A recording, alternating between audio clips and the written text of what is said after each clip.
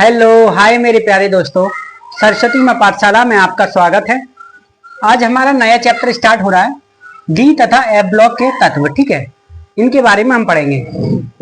D तथा F block के तत्व से पहले जो आपने 11th में पढ़ा था उसके बारे में थोड़ा सा रिवाइज कर लेते हैं कि ठीक है। देखिए कि हम देखेंगे कि हमारे एस में कितने इलेक्ट्रॉन अधिकतम जा सकते हैं, पी में कितने इलेक्ट्रॉन अधिकतम जा सकते हैं, डी में कितने इलेक्ट्रॉन अधिकतम जा सकते हैं और एफ में कितने इलेक्ट्रॉन अधिकतम जा सकते हैं। देखिए कि हमारे एस में सिर्फ 2 इलेक्ट्रॉन जाते हैं, अधिकतम कितने इलेक्ट्रॉन जाते हैं 2। ठीक है, पी में हमारे 6 इलेक्ट्रॉन जाते हैं, कितने अधिकतम जाते हैं 6। ठीक है, डी में हमारे 10 इलेक्ट्रॉन जाते हैं और एफ में हमारे 14 इलेक्ट्रॉन जाते हैं। ठीक है, ये हमारी की विधि है। ठीक है, इस तरीके से इलेक्ट्रॉन हमारे जाते हैं। ठीक है, अधिकतम इलेक्ट्रॉन इस तरीके से हमारे भरे जाते हैं, अधिकतम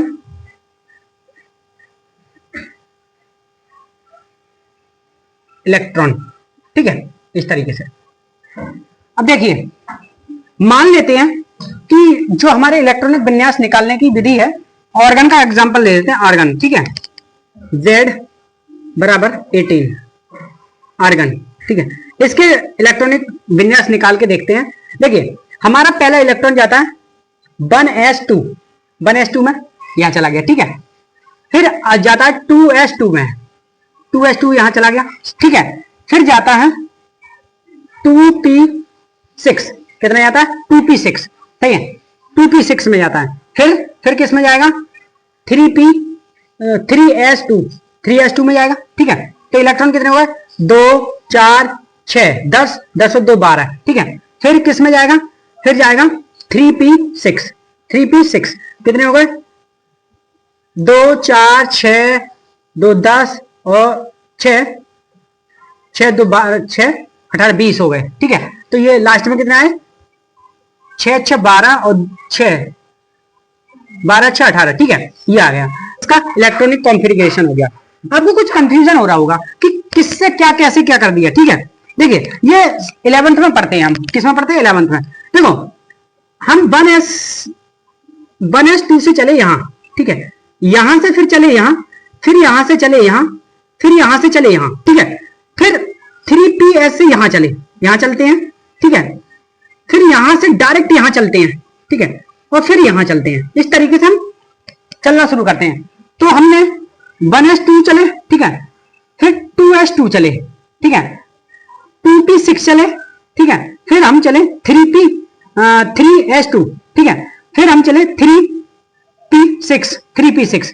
अब इलेक्ट्रॉनिक मतलब पूरा हो गया। देखिए 2 4 और 6 10 और 10 और 2 12 12 6 कितने हुए 12 6 18। ठीक है, 18। तो हमारा ऑर्गन कितना है 18। ठीक है, तो ये इसका इलेक्ट्रॉनिक कॉन्फ़िगरेशन हो गया पूरा। ठीक है, इसका इलेक्ट्रॉनिक कॉन्फ़िगरेशन हो गया। आपको अच्छे से समझ में आ चुका होगा, ये हम 11th में अच्छे से पढ़ते हैं। ठीक है, ठीक है, आपको अच्छे से समझ में आ चुका होगा।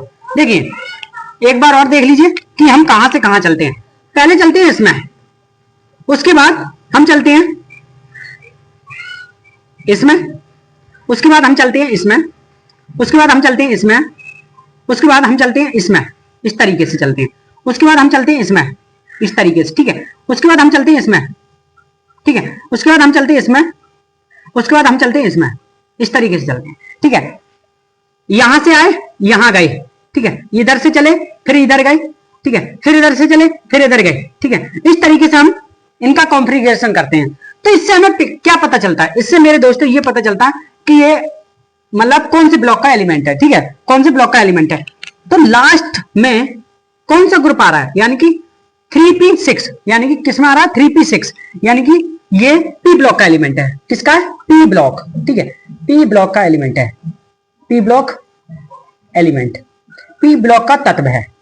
ठीक है, p ब्लॉक का क्या है तत्व। ठीक है, आपको अच्छे से समझ में आ चुका होगा हम किस तरीके से इलेक्ट्रॉनिक कॉन्फ़िगरेशन करते हैं, यानी कि इलेक्ट्रॉनिक विन्यास निकालने की कोशिश करते हैं। इस तरीके से ये इधर गया फिर इधर गया फिर इधर गया, यहां से चले इधर जाएंगे, इधर से चले इधर जाएंगे, इधर से चले इधर जाएंगे, इधर से चले इधर जाएंगे। ठीक है, इस तरीके से कॉन्फ़िगरेशन होता है। ठीक है, आपको देखा है कि पहला इलेक्ट्रॉन गया 1s2 में, 2s2 में, 2p6 में, 3s2 में और 3p6 में। ठीक है, तो इससे हमें क्या पता चलता है, जो हमारा लास्ट इलेक्ट्रॉन किस में जाता है, लास्ट तत्व यानी कि जहां लास्ट इलेक्ट्रॉन का कॉन्फ़िगरेशन किस में जाता है, इलेक्ट्रॉनिक विन्यास किस में जाता है, वो उसी के हिसाब से हम ग्रुप का पता लगाते हैं, यानी कि उसी के हिसाब से हम लगाते हैं कौन से ब्लॉक का तत्व है।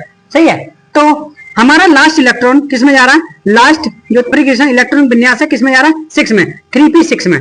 तो p ब्लॉक का तत्व, p ब्लॉक का तत्व है, ये किसका तत्व है, p ब्लॉक का। ठीक है, ये किसका तत्व है, p ब्लॉक का। सही है, इस तरीके से हम देखते हैं। अब देखिए मैं कुछ जो आपको पीरियोडिक टेबल दिखाई थी उसके बारे में कुछ बता देता हूं, उसके बाद हम आगे देखेंगे। ठीक है, देखिए दोस्तों ये हमारी पीरियोडिक टेबल है और आप देख रहे होंगे ये हमारे एलिमेंट्स हैं। ठीक है, ये पूरी पीरियोडिक टेबल है। ठीक है, हम कौन कौन से तत्व पढ़ेंगे इस चैप्टर में, एक ये है हमारे स्कैंडियम से लेकर के और क्रोमियम तक। ठीक है, यहां तक पढ़ेंगे और एक पढ़ेंगे यहां से लेकर के यहां तक। ठीक है, ये हमारा पूरा क्या कहलाता है, डी ब्लॉक। ये क्या कहलाता है हमारा, डी ब्लॉक। ये पूरा हमारा डी ब्लॉक कहलाता है। क्या कहलाता है, डी ब्लॉक। ठीक है, इसे हम डी ब्लॉक कहते हैं, डी ब्लॉक। ठीक है, ये हमारा पूरा डी ब्लॉक कहलाता है। ठीक है, ये हमारा डी ब्लॉक है। और हम 57 से 71 तक आपको दिख रहा होगा, 57 से 71 तक के एलिमेंट है वो वाले ये हैं। ठीक है, ये वाले एलिमेंट है, 57 से 71 तक के एलिमेंट ये वाले हैं और 89 से 103 तक के एलिमेंट ये वाले हैं। ठीक है, इन दोनों को हम एफ ब्लॉक कहते हैं। क्या कहते हैं, एफ ब्लॉक। ठीक है, ये हमारे एलिमेंट एफ ब्लॉक के कहलाते हैं। क्या है, एफ ब्लॉक के एलिमेंट। ठीक है, इन्हीं के बारे में इस चैप्टर में हम डिटेल में पढ़ेंगे। ठीक है, ये हमारे यहां से लेकर के यहां तक ये डी ब्लॉक के एलिमेंट है और यहां से लेकर के यहां तक ये हमारे एफ ब्लॉक के एलिमेंट है। ठीक है, देखिए मैं पीरियोडिक टेबल के बारे में थोड़ा सा जानकारी दे दूं। देखिए मेरे प्यारे दोस्तों, जब हम नीचे की ओर जाते हैं तो ये हमारे सब ग्रुप कहलाते हैं। ठीक है, जब हम नीचे की ओर जाते हैं ग्रुप कहलाते हैं। ठीक है, और हम जब इधर की ओर चलते हैं तो हमारे ये जब सब पीरियड्स कहलाते हैं। क्या कहलाते हैं, पीरियड्स। ठीक है, नीचे की ओर जाने पर हम ग्रुप कहते हैं ना, जैसे कि लिखा है ये और एरो भी बना है कि ये ग्रुप कहलाते हैं। ठीक है, हाइड्रोजन से लेकर के और हीलियम तक नीचे की ओर जाते हैं हम तो ये हम सब हमारे ग्रुप कहलाते हैं। और हाइड्रोजन से लेकर के और फ्रोमियम तक ये सब हमारे पीरियड्स कहलाते हैं। सही है, ये हमारे क्या कहलाते हैं, पीरियड। ठीक है, इन्हें हम पीरियड कहते हैं। और इसे मेरे प्यारे दोस्तों, इसे हम एस ब्लॉक का एलिमेंट कहते हैं। क्या कहते हैं, एस ब्लॉक। ठीक है, ये हमारे एस ब्लॉक के एलिमेंट होते हैं। ये किसके होते हैं, एस ब्लॉक के एलिमेंट होते हैं। एस ब्लॉक और पी ब्लॉक क्या होता है हम आपको अच्छे से समझा देंगे, पहले हम इसके बारे में पीरियोडिक टेबल के बारे में बता दे रहे हैं। ठीक है, इधर आते हैं 14 यानी कि ब्रोमीन से इधर आ रहे हैं। तो ब्रोमीन में क्या होता है कि bromine, carbon, nitrogen, oxygen, chlorine ये होता है। तो ये सब हमारे पी ब्लॉक के एलिमेंट है। ये सब क्या है, हमारे पी ब्लॉक के एलिमेंट। ठीक है, ये सब हमारे पी ब्लॉक के एलिमेंट है। ठीक है, ये सब हमारे क्या है, पी ब्लॉक के एलिमेंट। ठीक है, ये सब पी ब्लॉक के एलिमेंट है। ठीक है, आपको अच्छे से समझ में आ चुका होगा कि ये हमारे एस ब्लॉक के एलिमेंट होते हैं, ये हमारे पी ब्लॉक के एलिमेंट होते हैं, ये हमारे एफ ब्लॉक के एलिमेंट है और ये हमारे डी ब्लॉक के एलिमेंट है। ठीक है, एफ ब्लॉक के एलिमेंट इन्हीं में से होते हैं। 57 से 71 तक के जो बीच वाले एलिमेंट है वो यहां पर दे दिए हैं और यहां से शुरू होकर के ये पूरी लाइन है। और 89 से 103 तक के एलिमेंट है वो यहां पर दे दिए हैं, यहां से शुरू होकर के ये पूरी लाइन है। ठीक है, आप नीचे देखिए कि आपको दिख रहा होगा कि जो ये वाले एलिमेंट है इन्हें लेंथेनाइड्स कहते हैं। क्या कहते हैं, लेंथेनाइड्स। ये आपको दिख रहा है, मैं पेन चला रहा हूं, देखिए आपको दिख रहा होगा लेंथेनाइड्स। इन्हें क्या कहते हैं, लेंथेनाइड्स। ठीक है, और ये वाले एलिमेंट है इन्हें कहते हैं एक्टिनाइड्स। क्या कहते हैं, एक्टिनाइड्स। क्या कहते हैं, एक्टिनाइड्स। आपको दिख रहा होगा। ठीक है, इन्हें कहते हैं हम एक्टिनाइड्स। ठीक है, और ये हमारे डी ब्लॉक के एलिमेंट है सब, इन्हें कहते हैं ट्रांसिजन मेटल्स। ट्रांसिजन मेटल्स का मतलब होता है संक्रमण धातुएं। ठीक है, संक्रमण धातुएं। सही है, इन्हें कहते हैं संक्रमण धातुएं हिंदी में। ठीक है, और सब ये संक्रमण धातुएं हैं, इनके बारे में हम अच्छे से डिटेल में इसी चैप्टर में पढ़ेंगे। ठीक है, और आपको अच्छे से ये पीरियोडिक टेबल समझ में आ चुकी होगी। ठीक है, मैं एक बार फिर रिपीट कर देता हूं मेरे प्यारे दोस्तों, ये एक पीरियोडिक टेबल है, इसमें सभी एलिमेंट होते हैं। ठीक है, ये सब मतलब नीचे की ओर जाते हैं तो हम इन सब के लिए ग्रुप कहते हैं। नीचे की ओर जाने पर हम इनको ग्रुप कहते हैं। ये सब हमारे ग्रुप हैं 1 से लेकर के 18 तक, ठीक है। और हम इधर के लिए चलते हैं 1 से लेकर के 7 के लिए चलते हैं, इनके लिए हम कहते हैं 1 से लेकर के 7 तक चलते हैं, इनके लिए हम कहते हैं पीरियड्स, ठीक है। इन्हें क्या कहते हैं? पीरियड्स। इधर के लिए चलते हैं, इन्हें कहते हैं पीरियड्स। ये सब हमारे 1 से 7 तक क्या होते हैं? पीरियड्स। क्या होते हैं? पीरियड्स, ठीक है। और हम इन सबको क्या कहते हैं? S block elements. इन सबको हम क्या कहते हैं? डी ब्लॉक के एलिमेंट्स हैं ये, ठीक है। इन सबको हम क्या कहते हैं? 13 से लेकर के 14 तक की जो हमारे ग्रुप हैं, इन सबको हम क्या कहते हैं? पी ब्लॉक के एलिमेंट। क्या कहते हैं? पी ब्लॉक के एलिमेंट, ठीक है। ये डी ब्लॉक, हम डी ब्लॉक के एलिमेंट ये थे, ये हैं, और 57 से 71 तक के एलिमेंट ये हैं, इन्हें हम लेंथेनाइड्स बोलते हैं। और 89 से 103 तक के एलिमेंट्स ये हैं, हम इन्हें एक्टिनाइड्स बोलते हैं। एक्टिनाइड्स, ठीक है, ये एक्टिनाइड्स। और इन दोनों लाइनों को हम क्या बोलते हैं? F block elements. ये हमारे एफ ब्लॉक के एलिमेंट्स हैं, ठीक है। ये एक्टिनाइड्स हैं और ये ऊपर वाली लाइन लेंथेनाइड्स है, ठीक है। और डी ब्लॉक के एलिमेंट्स को ट्रांसिशन मेटल्स कहते हैं। ट्रांसिशन मेटल का मतलब होता है संक्रमण धातुएं, संक्रमण धातुएं, ठीक है। आपको अच्छे से पीरियोडिक टेबल समझ में आ चुकी होगी, ठीक है। अब हम चलते हैं अपने बोर्ड पर और उस पर अच्छे से समझने की कोशिश करेंगे, ठीक है। चलो, ठीक है, हम दूसरा एग्जांपल ले लेते हैं। इसके बाद देखिए z बराबर 21, आप z बराबर 21 के लिए सोचिए। देखिए किस तरीके से आएंगे हम, 1s2 में जाएंगे, ठीक है, 1s2 में, और फिर 2s2 में जाएंगे, ठीक है, 2s2 में गए, फिर किस में गए? 2p6 में गए, ठीक है, 2p6 में, 3s2 में गए, ठीक है, 3s2 में जाने के बाद फिर 3p6 में गए, 3p6 में जाने के बाद फिर आए 4s2 में जा सकते हैं, 4s2, ठीक है। 4s2 के बाद हम 3d1 में जाएंगे। किस में जाएंगे? 3d1 में। तो यानी कि हमें पता यहां से चला ये 3d कहां है? डी ब्लॉक का एलिमेंट है। किसका? डी ब्लॉक का तत्व है। किसका? डी ब्लॉक का तत्व, ठीक है। तो ये हमारा बचा डी ब्लॉक का तत्व, डी ब्लॉक, डी ब्लॉक का तत्व, ठीक है, डी ब्लॉक का तत्व, ठीक है। ये 2 एग्जांपल मैंने करके दिखा दिए, एक एग्जांपल आपके लिए देता हूं, निकाल के दिखाइए कि z बराबर 19 के लिए, z बराबर 19 निकाल के दिखाइए, जैसे समझ में आएगा, ठीक है। निकालिए,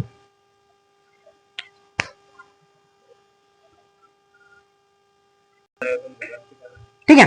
देखिए इस एग्जांपल को करके देखते हैं हम। देखिए हम पहले चलेंगे 1s2, ठीक है, 2s2, 2s2 में चले, फिर 2p6, 2p6 में चले, 2p6 से 3p6, 2p6, 2p6 से 3s2, ठीक है, 3s2 में आए, और 3s2 से 3p6, 3p6 में आए, ठीक है, 3p6 से 4s1, ठीक है। देख लीजिए 2 4 6 10 10 2 12 12 और 6 18 और 1 19, ठीक है, ये 19।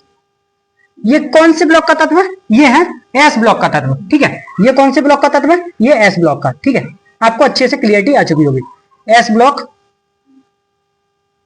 ब्लॉक तत्व, ठीक है।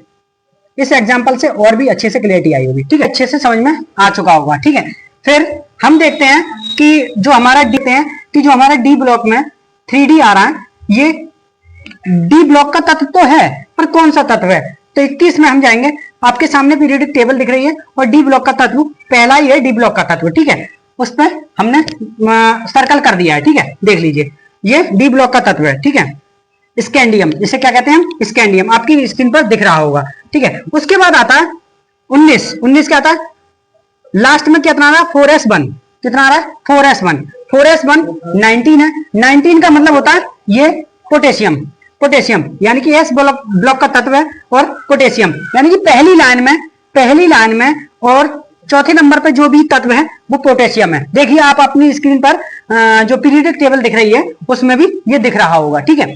इससे आपको ये तो पता लग गया कि किस तरीके से हम पी ब्लॉक के तत्व को देखते हैं, किस तरीके से एस ब्लॉक के तत्व को देखते हैं, किस तरीके से डी ब्लॉक के तत्व को देखते हैं, ठीक है। आपको ये अच्छे से समझ में आ चुका है, ठीक है।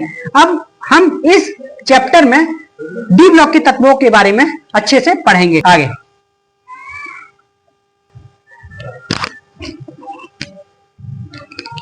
मेरे प्यारे दोस्तों, ये डी ब्लॉक के तत्व हैं और इन्हें याद करने की क्या ट्रिक है, देखिए। पहले ही है शक्ति, बकरमन, फैको, निकुंजन। ठीक है, ये किस तरीके से याद करेंगे, देखो शक्ति, शक्ति, ये दोनों शक्ति, ठीक है। बकरमन, बक कर मन, बकरमन। फैको, निकुंजन, फैको, फैको, फैको दोनों, फैको, सही है। निकुंजन, फैको निकुंजन। शक्ति, बकरमन, फैको, निकुंजन, ठीक है। ये पहली ट्रिक हो गई, सही है। 3D श्रेणी की पहली ट्रिक है शक्ति, बकरमन, फैको, निकुंजन, ठीक है। दूसरी है या जर्रे नवाब, या जर्रे नवाब, मोहे तो, मोहे तो रूह रही, मोहे तो रूह रही, पड़ी आग में कूद। या जर्रे नवाब, मोहे तो रूह रही, पड़ी आग में कूद। ये 3D श्रेणी की याद करने की ट्रिक है, इससे आप 3D श्रेणी को याद कर सकते हैं। ये सब डी ब्लॉक के तत्व है, ठीक है। फिर आती है 4D श्रेणी। ये क्या है, 4D श्रेणी की याद करने के तत्व। ये 5D श्रेणी है। 5D श्रेणी में क्या लिखेंगे, लास्ट, एले लास्ट, हफ्ता, लास्ट हफ्ता था, ठीक है। वहां रे, रे आज इंद्र पिटेगा और हंसेगा, ठीक है। लास्ट हफ्ता था, वहां रे आज इंद्र पिटेगा और हंसेगा, ठीक है। ये आपको अच्छे से समझ में आ चुका होगा, ठीक है। फिर 6D श्रेणी देख लेते हैं। 6D श्रेणी क्या है, ए से एक्स, सही है, और RF D, ARD सिंह की बुक, बुक में है, मैथ के डिफिकल्ट, कठिन, डिफिकल्ट, रेंज के क्वेश्चन, ठीक है, क्वेश्चन। ये इसकी हो गई है, ठीक है। मैं बुक में है मैथ के डिफिकल्ट रेंज के क्वेश्चन, ठीक है। ये हमारी डी ब्लॉक तत्वों की याद करने की ट्रिक है और आप, ठीक है, इनसे अच्छे से आपको ये तत्व याद हो सकते हैं, ठीक है। उतार लीजिए, ठीक है।